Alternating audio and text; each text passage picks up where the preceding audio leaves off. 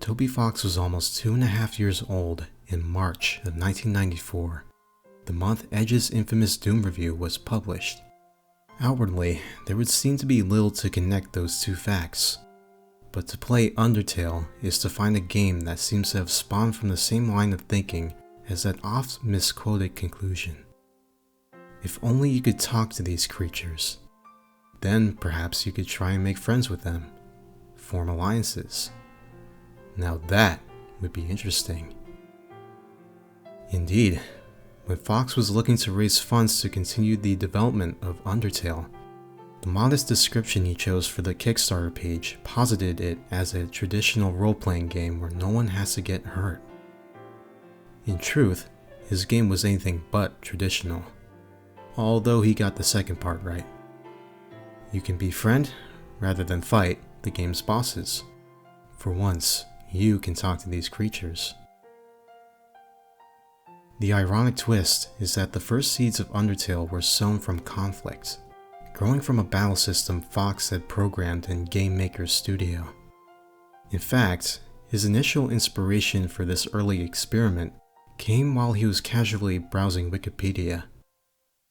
One day, I randomly read about arrays, and realized I could program a text system using them, he tells us. So I decided to make a battle system using that text system, which in turn gave me many ideas for a game. Then I decided to make a demo of that game, to see if people liked it, and if it was humanly possible to create. Undertale's combination of turn-based combat and real-time elements had plenty of antecedents, though it has more in common with another genre entirely, with Danmaku shooter series Touhou project in inspiration. I wanted to do something different from what I was already familiar with, Fox says. I mean, something novel is generally more interesting to people than something they've seen before.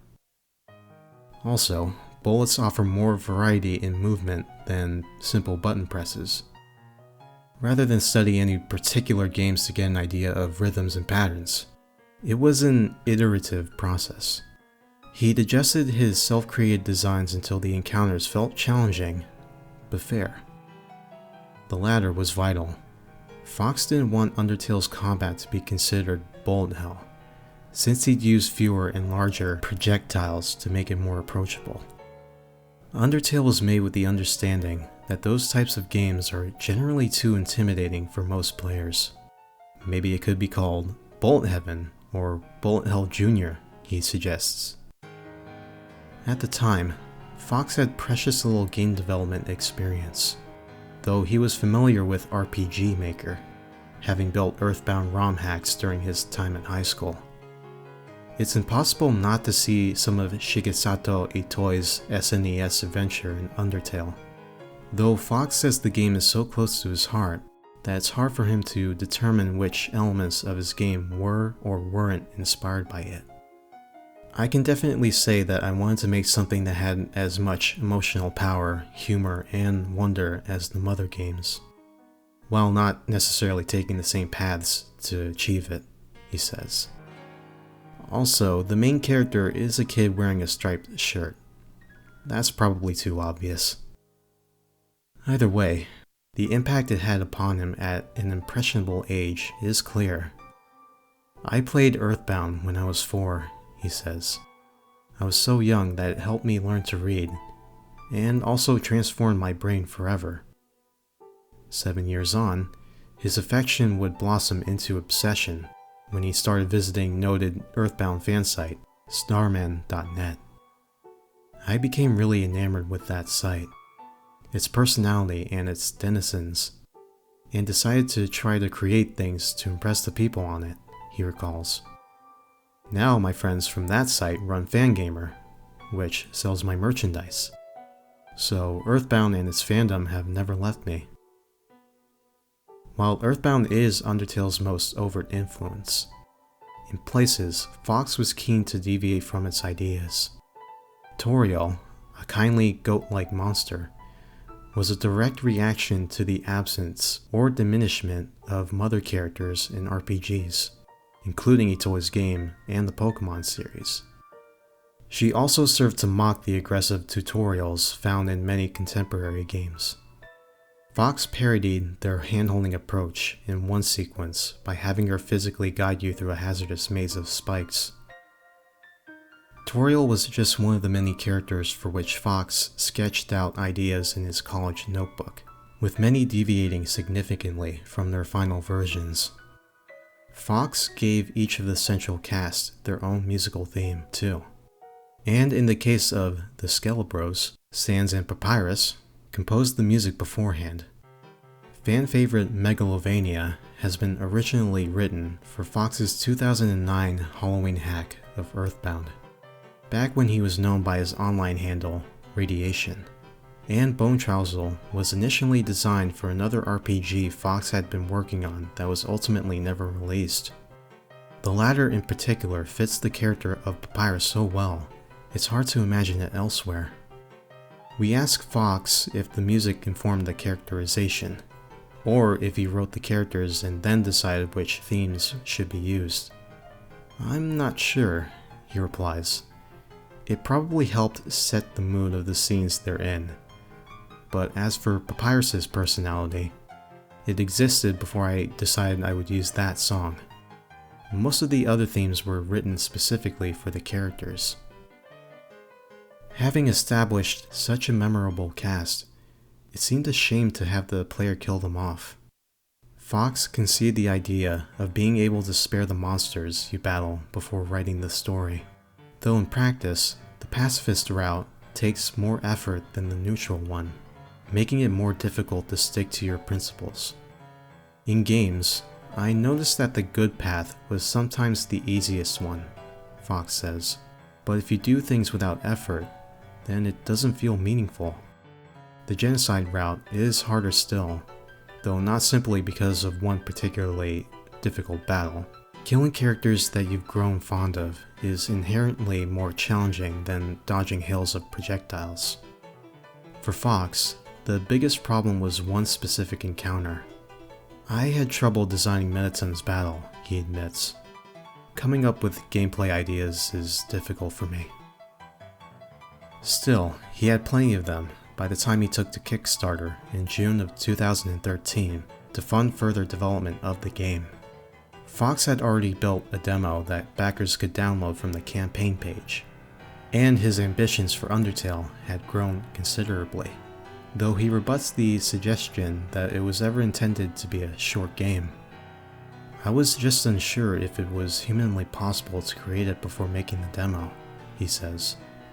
"The reason it was bigger than expected is because my expectations of the areas, battles, and so on increased a lot after making the demo."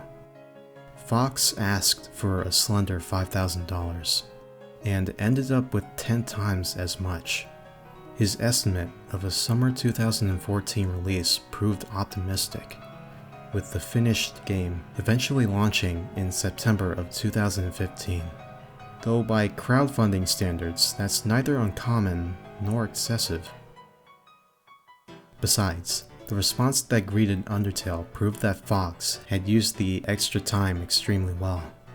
Though it gained some very positive reviews, his game was more of a word-of-mouth success, picking up momentum as players excitedly discussed and debated its characters, its mysteries, and the fearsome difficulty of its most challenging boss fights. Within 3 months, Undertale had become one of the year's biggest sellers on Steam, shifting 500,000 copies. 2 months into the new year, that tally had doubled. Elsewhere, its growing online community helped propel it to another unlikely success. In a Best Game Ever poll celebrating the 20th anniversary of the walkthrough website, GameFAQs, Undertale beat a range of classics, earning a comfortable victory over The Legend of Zelda: Ocarina of Time in the final. Soon, its reach began to extend even further, after Fox approached 8-4 Limited, the Shibuya-based localization studio, to discuss bringing Undertale to a Japanese audience. 8-4 suggested porting it to PS4 and Vita, and by August of 2018, it had gained a new lease of life on console. Fox, who had only created the game with himself and his friends in mind, was taken aback by its popularity. This was, after all, the most improbable of hits. It takes influence from many strange sources. The graphics look bad in places. The gameplay is very simple, he says. Most of all, the game's humor and surprise is derived from the fact that it defies the expected conventions of normal RPGs. That's the most interesting part to me, that even without understanding of the genre's conventions, the game still resonates with people, kids included. That's very cool. Indeed, the game seems to find particular favor with younger players. Fox attributes the awareness of Undertale among that group to the number of Let's Players who picked up on the game and released playthroughs on YouTube. If its virality ensured the attention of young eyes, there were other reasons why youngsters were so enamored with the game. It's funny, it's messed up, kind of scary, and isn't for kids, but doesn't exclude them, he says. Kids love messed up stuff that isn't for kids, but doesn't exclude them. For Fox, meanwhile, success has been something of a double-edged sword. It's not wholly accurate to say he's retreated from public view. Though he's a cautious interviewee, his newfound celebrity giving him good reason to be careful about what he says. But that's fitting for the creator of a game that bears all the hallmarks of outsider art. Its willingness to boldly flout genre traditions, making its breakout status seem even more unlikely.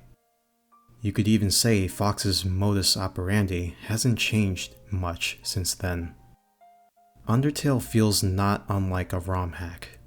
It's charged with the punkish energy and infectious passion you'd associate with a fan-made add-on, its rough edges contributing to its charm. In a reflective blog post on its first anniversary, Fox self-deprecatingly described it as an 8 out of 10 niche RPG game, though when we ask if there's anything he would have done differently, he expresses only one regret. During development, he'd grown concerned that the Muffet mini-boss fight was too difficult, and tweaked it a number of times, but he wishes he'd made it even easier. Most of us would struggle to deal with the sudden rush of attention Undertale brought its creator, and it's evident that Fox hasn't been entirely comfortable in the glare of the spotlight. 2 years on from its PC launch, has he been able to make peace with the game's popularity? The phrase "make peace" sounds kind of harsh, he says. I've always been glad many people have been able to enjoy playing the game, especially that it's giving kids something to be excited about. However, my life has changed permanently, and will never change back. If there's a hint of ruefulness in those words, it's easy to understand why. Fox can never make another Undertale, or at least something with quite the same maverick spirit. He and his game are too well known for any new material to be considered purely on its own terms, or to come from nowhere and surprise everyone in the same way his debut did. But just as Earthbound inspired him, perhaps Undertale might motivate another budding Toby Fox to create something similarly strange and wonderful. I hope someday a kid who liked Undertale grows up and makes an amazing game, he says. I would be happy to play that. Now that would be interesting.